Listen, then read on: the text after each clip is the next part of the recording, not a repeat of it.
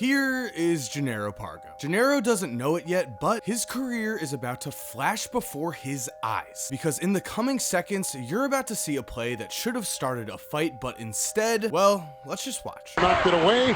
Paul gets it. Here's another fast break. 4-on-2. Yes, as you can see, Jason Kidd just grabbed Gennaro Pargo's head in mid-air and quite literally tossed him to the ground. This defensive play by Jason Kidd was inexcusable. He went way too far with what looked like a very dirty foul. However, nobody retaliated. Gennaro's teammates didn't have his back. Pargo did not stand up for himself, and so, even though he did go too far here, Jason Kidd got away with this foul. But usually when you do something like this, there are consequences. And that's what today's video is all about. Because what happens when an NBA defender goes too far and a player doesn't accept it? What happens when that player doesn't lay down and instead seeks revenge? So what's up guys, Mike here, and you know the topic of today's video, which means let's quickly get into the giveaways. The second we hit 1.7 million subscribers on this channel, I'm giving away a PS5 or an Xbox Series X, so make sure you're subscribed because you can win a PS5 or an Xbox if you're into that. Also, for every single video I'm posting this March, I'm doing a bonus giveaway where I give away an NBA jersey of your choice. I've already given away a few jerseys. Last video's winner of a free jersey is the man Jay Bell. Jay, hit me up on Twitter at MikeKorz to get your free jersey. So make sure you subscribe so you can win a jersey or a PS5 or an Xbox. All it takes is one click of a button, and let's continue on with this video. Let's continue on with the revenge. In my opinion, when it comes to a suitable reaction for a hard or dirty foul from an NBA defender, we have several possible options for what a team can do. The first is that a player's team can have his back and get revenge for him. The second, of course, is that a player can stand up for himself. And the third, that has nothing to do with coming back with a hard foul at all. And instead, a player can take a hard foul and use that as fuel to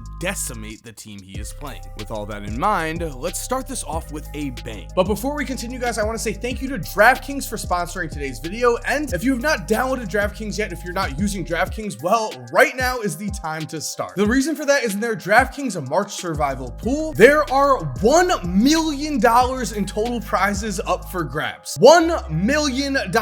And everyone who enters the survival pool will have a chance at $10,000 every single time there's an upset. And on top of all of this, guys, the best part here is if you use my promo code Korzemba, and the link to that will also be in the description, that promo code will get you a shot at $1 million in prizes. All you have to do to win that $1 million is enter DraftKings March Prediction Challenge. And in that challenge, you pick one team per day. Keep in mind, once you pick a team, you cannot pick that team again. And then for every day you make the correct pick, you move on to the next round. From there, everyone who makes it the farthest is the winner. And again, there are over $1 million in prizes here. So guys, it's a no-brainer. Sign up for DraftKings, use my promo code Korzemba, and the link again is in my description. Go click that, go sign up, and go give yourself a chance to win $1 million in prizes. March is always a very exciting time. As you can see, the Heat and the Knicks are playing in the 1997 NBA playoffs, and just like your uncle keeps on saying, things were a lot more physical back then. First, Charles Oakley tries swinging at Alonzo Mourning, and because of this, Charles Oakley would proceed to be thrown out of this game. However, it appears that the Heat felt like there was some unfinished business here as this happens. And now they have to fight for this series. P.J. Brown throws Charlie Ward. Watch out. This one's going to get really ugly.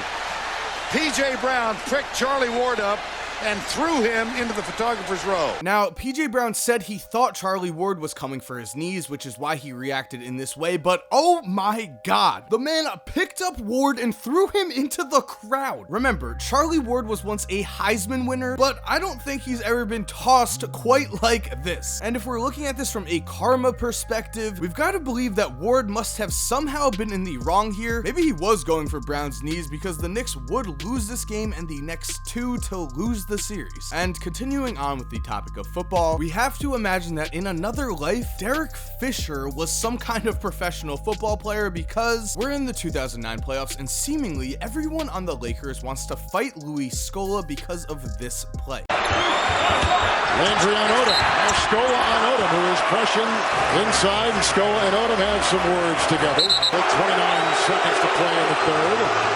Now Vujicic comes over with Scola. Actually, I want to do a freeze frame on Derek Fisher right here. Out of multiple Lakers players, it seems like Derek Fisher is kind of chilling in the background, which is why it was somewhat surprising when this happened. Tonight he and Brooks. Oh, what a shot by Fisher. right in the face of Scola. Like I said, Derek Fisher must have been a football player in a past life because laid out is an understatement here. I'm pretty sure Luis Scola hit the ground and had no idea where he was. Now, looking at this clip, this seems like a massive overreaction. We have to assume that because everyone on the Lakers wanted to fight Luis Scola and then Derek Fisher did this, that Luis Scola was being an absolute pest this entire series. Speaking of this series, the Lakers would finish their revenge here as they did take down the Rockets and won the 2009 championship over the Magic. But again, I don't think anyone got taken down as much as Luis Scola. Moving on, you may remember this horrible, seriously hurt, and in my opinion, yeah, the Mavericks kind of got revenge, but they were already gonna win this series. I don't think the revenge was satisfying enough here. So instead, let's take a look at a similar play where NBA villain Karl Malone lived up to his reputation. He comes down slower than any guy in the league. Down he goes, Isaiah. We got a whistle. Isaiah's eyes cut badly. Oh, he took a blow to the head. Karl Malone being separated. Here comes, off the bench, Walker throwing punches. They have to be restrained.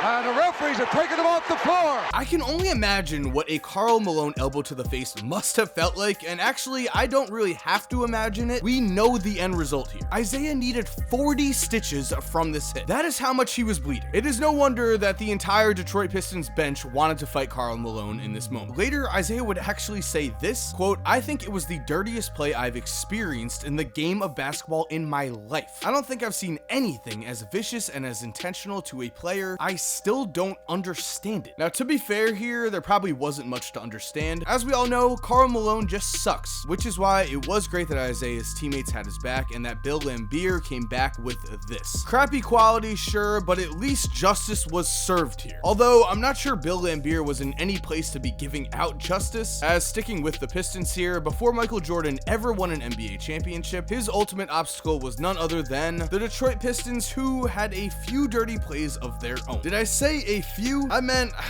just watch all of this. Jordan at 1-1 now. Rodman won't give an inch. He hits the deck. So does Rodman and Laimbeer, and a foul against Detroit. Maybe he'll pick up his third foul, too. That's what Chicago's hoping. Jordan in the lane. Will go to the line. He said, every time I play against Detroit, I feel like I've been in a fight.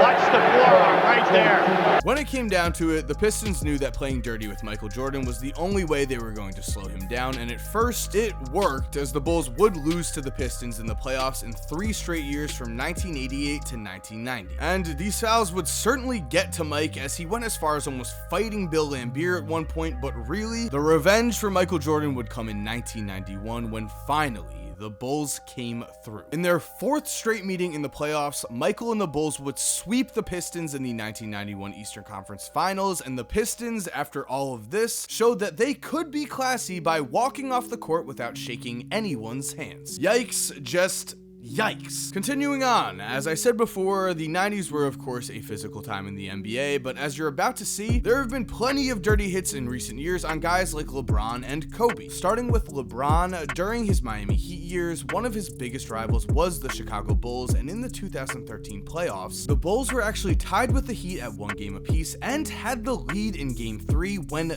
this happened.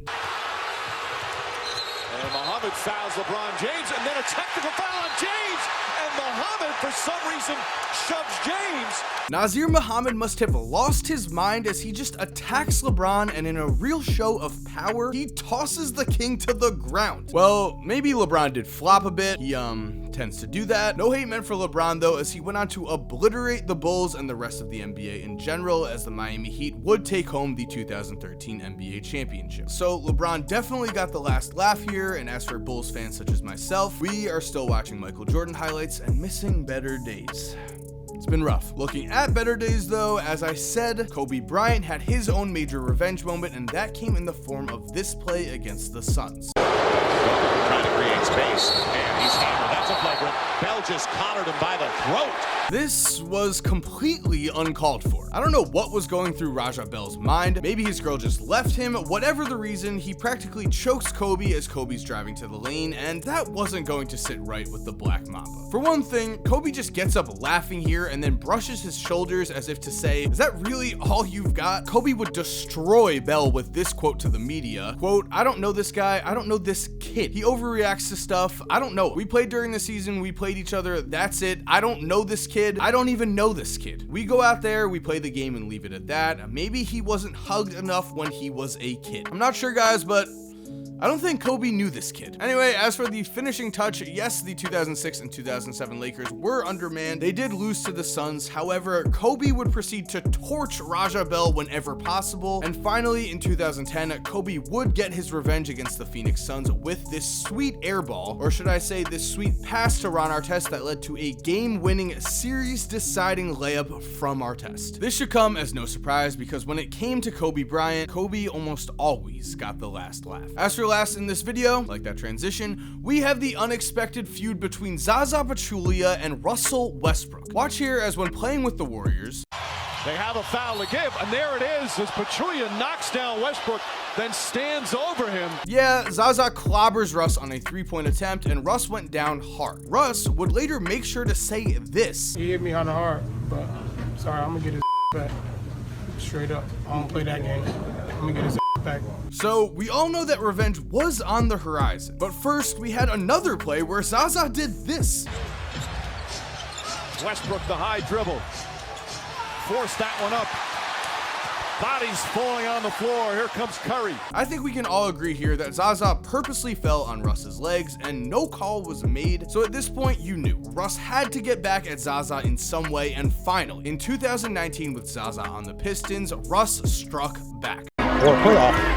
Let's just say that. The Pistons are still trying to get there. Oh, Westbrook with a really hard foul inside as he brought the hammer on Zaza Pachulia. Yes, Russ saw his chance, he took it, and Zaza ended up on the floor, which personally I love because Zaza might have started this, but Russ definitely finished it. And there we have it, guys. We're at the end of today's video. Thank you for watching. I hope you enjoyed. As I said before, DraftKings is holding a $1 million prize pool. Make sure to go click the link in my description to enter that. And again, personally, I'm doing 2 huge giveaways right now. For anyone who subscribes, all you have to do is click the subscribe button. I'm giving away a PS5 or an Xbox Series X as soon as we hit 1.7 million subscribers, and every single video I'm doing a bonus giveaway where I give away a jersey of your choice to 1 subscriber. So make sure you subscribe so you don't miss either of those giveaways. I love giving back to you guys. I can't wait to see who wins. If you're already subscribed, thank you so much for supporting. You're awesome. We all know it. And as always, have an awesome day, guys, and cue that music. If you're still here while the music is cued, here are 2 videos I think you are definitely going to enjoy. Make sure to click on one of them. Again, I know you're gonna love it. And other than that, have a great day and peace.